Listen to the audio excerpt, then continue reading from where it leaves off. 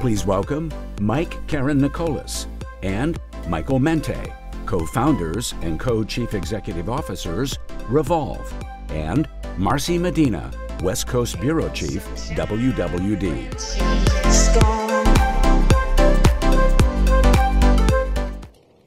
Welcome back, everyone. Hope you had a good coffee break. Well, as you heard in the introduction, I'm sure these guys need no introduction, but I'm going to do one anyway. Since there's two mics here, we should clarify. On the end, we've got Michael Mente, co-founder and co-chief executive officer of REVOLVE Clothing, and next to me is Mike Karanikolas. Perfect. And they were telling me that's sort of how they differentiate in the office, Michael and Mike. So for those of you who don't know, REVOLVE was founded in 2003, which means you guys are having a big 13-year anniversary this year. Yeah. Congrats. Thank you. And REVOLVE sells, as you may know, over 500 different brands, and some, is it 30,000 SKUs, or yeah, you got more than that at this point? Yeah, every year over 40,000 SKUs pass through our website. That's a lot of... Yes, it is a lot of stuff. It's a lot of stuff to manage, for sure. It is. And a lot of the headlines we've been writing recently, and as well as we've all seen in all kinds of news media, are the recent struggles of what Michael has referred to as incumbent retailers or old guard retailers. Joyce mentioned, some of those struggles today. Old school retail, traditional retail, just doesn't work anymore. So what is, I think after 13 years, I can't necessarily call you a startup anymore. Yeah. But what have you guys been doing differently? And what's, is there some kind of secret sauce to succeeding or even surviving? Yeah, well, I think the key is understanding how to connect with the next generation of retail consumers. And that's exactly what's causing pain for the old guard. And it's exactly what's causing success for retailers like us. Consumers are still spending on clothing, so you hear about all these headlines of pain in retail, but it's really headlines around the old guard where the sales are shifting from them to companies like ourselves. And as far as connecting with the next generation of retail consumers, it comes down to going about your business in very different ways compared to this old guard of retailers. So it's everything across the board, from marketing strategy to merchandise strategy, to customer experience and platform. It's all very different in what we view as the new guard of retailers, such as ourselves versus the incumbents. And, being a digital-first company, do you think that there are some of these sort of old guard vestiges that you were able to sidestep, launching in that space and being an early adopter? Yeah, definitely. I think particularly early in our history, we made some moves that were critical there. And I think some of the old guard retailers have caught up to some of those moves, but we're already 3 steps ahead on some other aspects of the strategy. So going back to 2003, some things that we did out of the gate that were very important was understanding the importance of selection online. Online should be like the flagship store of a retailer in terms of selection and choice, and understanding that's one of the things that online brings to consumers. So that's a concept we got right from the start. I think most of today's retailers do understand that now. And then also understanding that to succeed online, the home has to be a dressing room. Consumers can't purchase clothing without being able to touch it and feel it and try it on. That's probably something that old guard retailers thought would protect themselves from online retail. But out of the gate, we offered free shipping and free returns. Back when no one else was doing it, no one that we were aware of. It turns out the only other company I've found since that actually was doing it at that time was, at the time, a small company called Zappos. And of course, they've gone on to be hugely successful. Oh, them. And then, I mentioned staying 3 steps ahead. I think some of the keys today, as far as our success, are still around the digital platform, but it's around, I think more broadly speaking, connecting to today's consumer. I mentioned the marketing strategy, and I'll probably defer that one to Michael since he heads up our marketing teams. But in terms of the merchandise strategy, I mentioned one point before. I think generally with today's consumer, they're looking for different things compared to consumers of old. So emerging brands, things that are new and undiscovered and special, are much more important to today's consumer than consumers of old. I think we see it across industries. Most notably, I think everyone understands the shifts that have happened in, for example, the beer industry as an example. 15 years ago, you go to the grocery store, you had your choice of Miller, Bud, and maybe a handful of other beers. You go there today, there's hundreds of brands to choose from, half of whom you've never heard of, all of them interesting and desirable and special. And that's what we bring to the consumer in the fashion space. In terms of marketing, connecting with the consumer today is very different. The millennial generation has a very different relationship with influencers and authority figures than previous generations. They don't like to be talked down to from a pedestal or from a billboard. They draw their inspiration from sources that are more authentic and organic, and that they can relate to more of as a friend or partner versus kind of a traditional authority figure. And you say partner, and I think one of the things we discussed here at the summit is also that sense of discovery that consumers want to have. They want to feel like Yes. they're making their own decisions, yet they're also saying, help me a little bit, guide me a little bit. Mike, why don't you tell us about how you help foster that sense of discovery and, how it goes along with the new way that people shop. As Joyce pointed out, there's high, low. People like to mix and match their labels. They can do that because you sell 500 different ones. But how do you really guide them and foster that sense of discovery? Yeah, our merchandising mix really is, an evolution, just as Mike said, of kind of like the next generation of what the millennials really want. And, if you look, when we were, younger, 15, 20 years ago, you would, go to a mall and that would be your range of selection, and you'd go to the store and the section of the store that you most identified with, and you'd wear the same clothes as your peers, your social group, and you'd get social validation of we're wearing the same brands, same style, same logos, whatever it may be. But now self-expression is so important, and having that uniqueness is so important. When we first started, in 2003, it was really about availability, and big brands were still important. It was still buying, trusted names online that you felt, were familiar with quality and familiar with the brand and fit. But now the merchandising mix is really about discovery, and out of those 500 brands or so, we're very, very focused on what we call, emerging designers or micro labels, where you can't find it in your typical mall. It'd be very hard pressed to go, to an easy place of distribution and access these brands. I think right now, 9 out of our top 10 brands, selling brands, are what we would consider emerging designers, where there's very little distribution to major department stores and national retailers. And it's really these unknown special brands that millennials now are familiar with, discovering themselves through social media, through influencers, through that special aspect of discovery and education, where they are very familiar with the brand in ways that they weren't in many years past, but also have a deeper connection with the brand too, because it's a little bit closer to them than being spoken down to from massive advertising and such. Or from a magazine saying, Exactly. You need to wear this. Exactly. One example is probably LPA by Pia Arobio, which launched in August. And that's got an interesting story behind it, too. It sort of was born out of a person-to-person social connection. Definitely. It's super interesting. We're always looking for new emerging talent, because that's, it's so crucial, because we know that that's what our consumer wants. And, in times past, sometimes with emerging designers, we've seen in one given year, 2 of our top 20 brands kind of went out of business, because being a small emerging designer is definitely not easy. You have to be an amazing entrepreneur and a business person, but also have this great creative vision and understanding of the consumer. We were familiar with Pia through social media, actually. We were familiar, she was working at Reformation at the time, and we had friends of friends, but we knew what she was about. We knew, her creative vision, and we were just fans of hers. We actually, heard she was moving to Spain to work for Zara, trying to explore opportunities. And through a mutual friendship with Emily Radikowski, she, who was a mutual friend of ours and hers, let us know that she was looking for opportunities. And literally, she was, had her notice and was, ready to leave for Spain. And we were able to intercept her, I guess, and develop a partnership. And that's been, we launched the collection a few months ago, and it's been super amazing. Definitely, just tremendous success with that. What are some of the other emerging brands that you mentioned? A great emerging design brand that it sounds like one of these. I always refer to the Coachella roster of the small brands that you may not have heard of. I think it's a brand called For Love and Lemons. It's a local base, and I feel it's very much connecting with what our Revolve consumer wants.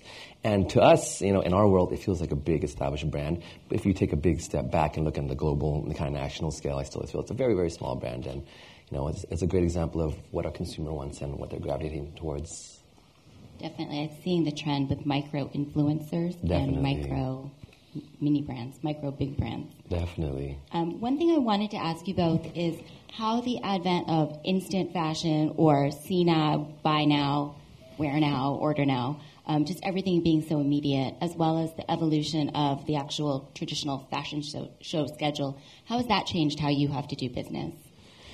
For us, being born, I guess, with a different DNA, we were already always operating in that world where it was very much of a see now, buy now world. And it was, us coming in with no experience. It was always odd to us where it's August and it's the hottest month of the year for, 60 to 70% of the population that spends on apparel, but we're getting shipped all of our fall wear. And I guess LA is a little bit of a unique example, but still, we've always seen, from our seasonality, it's a little bit more of a, see now, buy now, wear now, and immediate gratification there.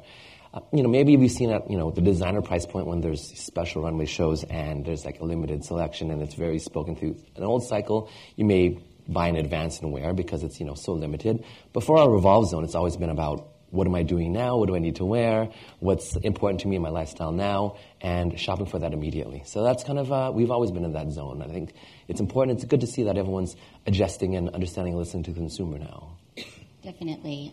We've also talked a lot about person-to-person, in-person connections. In terms of marketing, I know you guys do a lot of things out of the box, some things traditionally, but talk about some of the more innovative marketing strategies you've used in the last year and how you're really reaching that millennial customer. I guess the interesting one will be the Revolve Social Club, where it is physical retail, but it's really not driven, really not built for sales per square foot. It really is built for expressing our lifestyle and giving experiences. So it's a private kind of shopping experience open to our VIP customers, our high-value customers, our network in the fashion community, whether it be influencers, bloggers, stylists, and whatnot. But it's really, the main goal is really to provide experiences that really express the Revolve lifestyle and what we mean, to our consumer.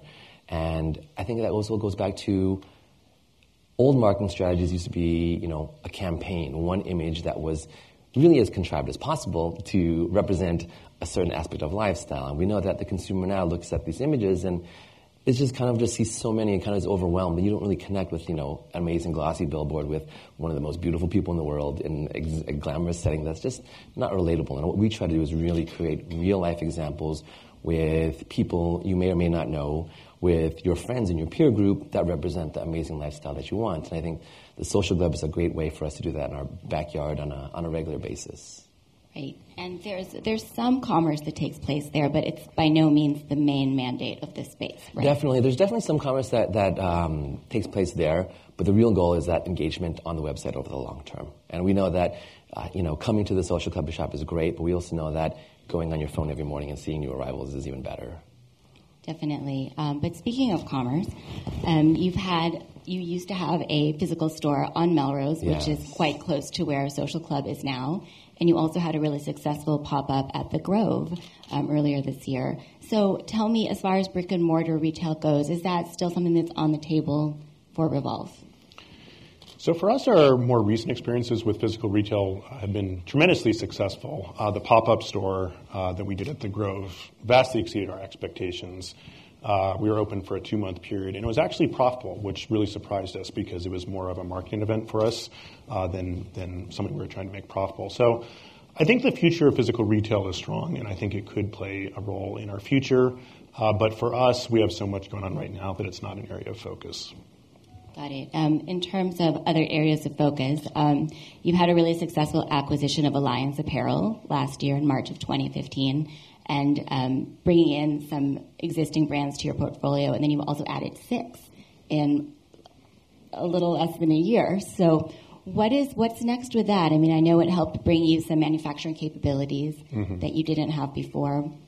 What else? Yeah.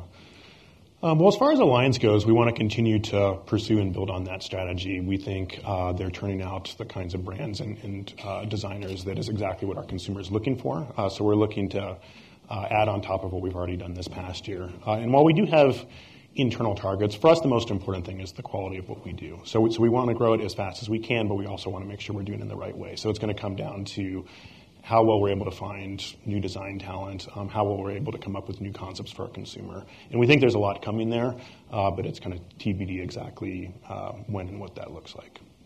I'm curious, when you talk about finding new talent, and you mentioned how you found Pia just through happenstance, is there a lot of that talent recruitment that goes on in the social media world? Do you find a lot of that on digital now? Definitely. I think that's just the easiest way to see, the whole world and the whole range of what's out there and who's doing interesting things. And it allows you to go to a little bit more specialized kind of like rabbit hole, secret finds versus always going to the places that have like the most noise and the most awareness. So it's definitely been super important for us to really stay in touch with what's going on out there. You guys have had some pretty explosive year-over-year growth. I know that you're on track for 600 million in sales this year. Over 600 million. Okay, well, we're getting near the B word. Yeah. Is that something that you see in the near future? It is something that we see in the near future.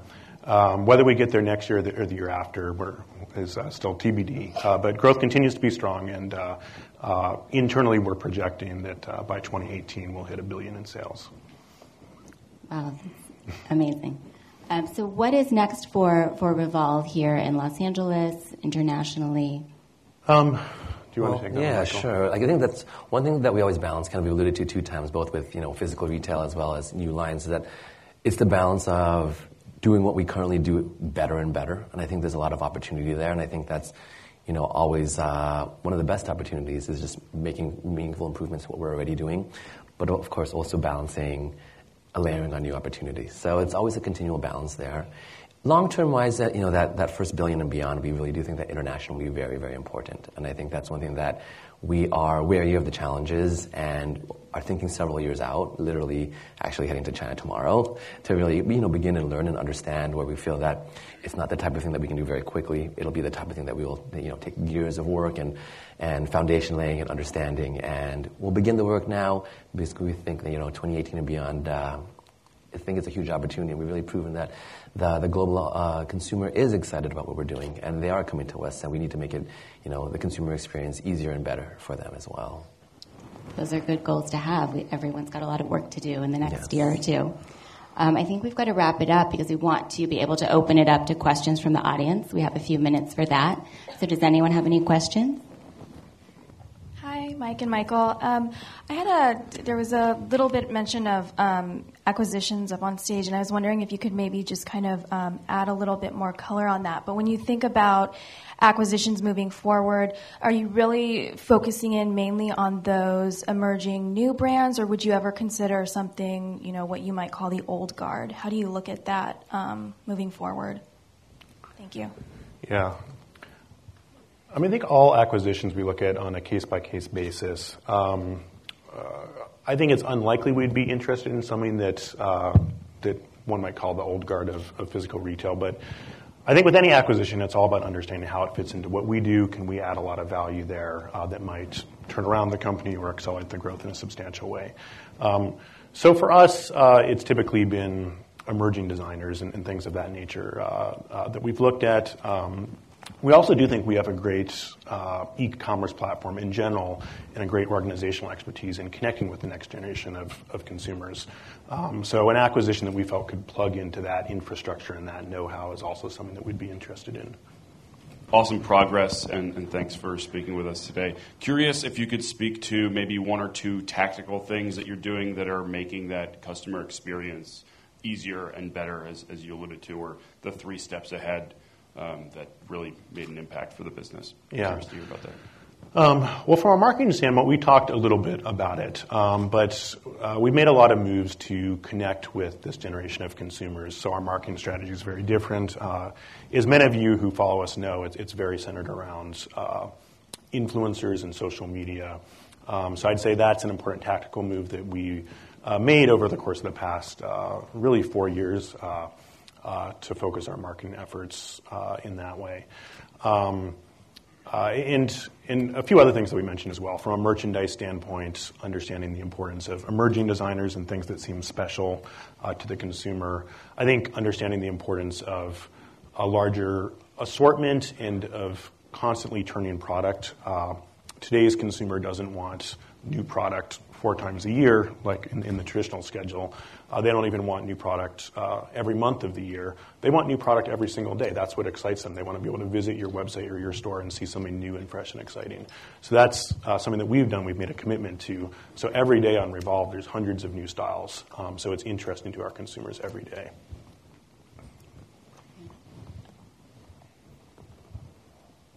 Hi, I'm Deborah Sawaf of Tele Blanc, and I'm really impressed by your vision and how you've been able to realize your vision.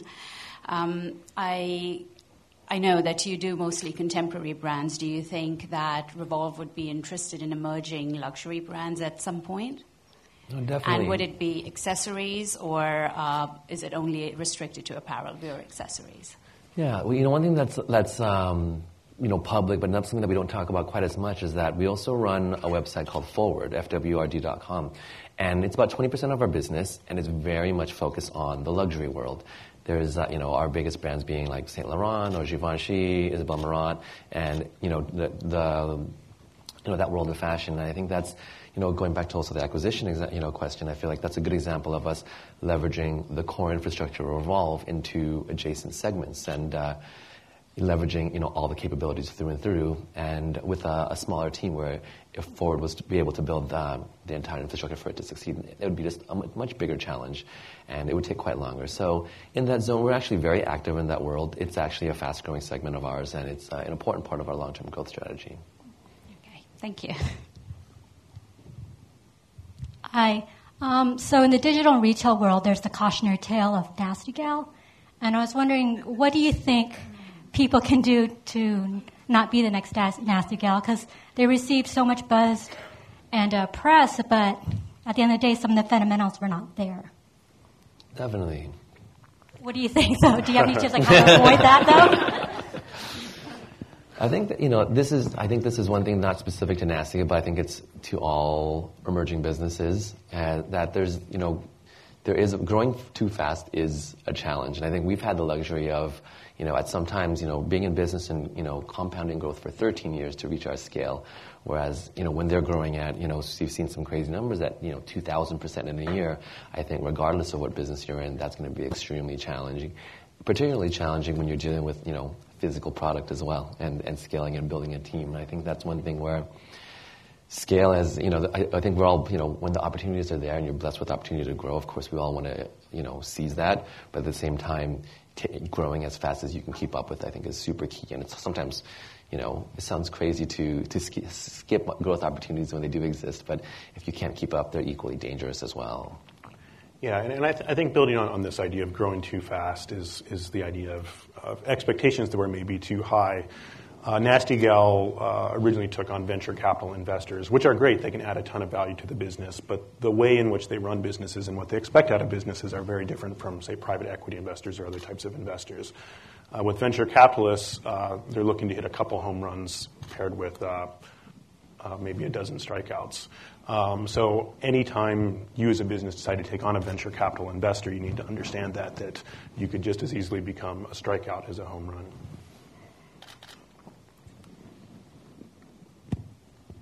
Any other questions?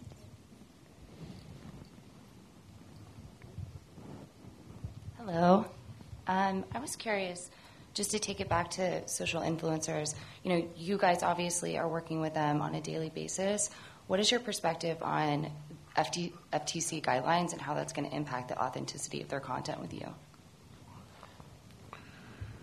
I think that's something that's very, very interesting, and I think that, our general philosophy on it is we're lucky enough not to be the biggest guys, and I think it's usually we're in a position where it's something that we have to very much pay attention to, but really kind of follow the lead of, the bigger advertisers and influencers. And I think that, as active as we are, we still are much smaller in that scale. And I think it's something that we'll have to be aware of. But at the same time, I personally feel that it's a very level playing field. And if it affects all of us, it affects all of us, and it'll affect all of us equally. I think that our capabilities, regardless of how that works out and how that evolves, we're still going to be in a great position of strength.